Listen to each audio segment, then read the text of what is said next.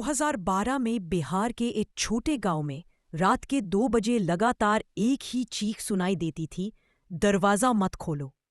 लोग समझते थे कोई मजाक है, पर एक रात रामू ने हिम्मत करके दरवाजा खोल दिया। बाहर कोई नहीं था, बस मिट्टी में गहरे पैर के निशान, उल्टे। अगली सुबह रामू अपने कमरे में मरा हुआ मिला, आंखें पूरी खुली हुईं, दीवार पर खून से लिखा था, कहा था दरवाजा मत खोलो।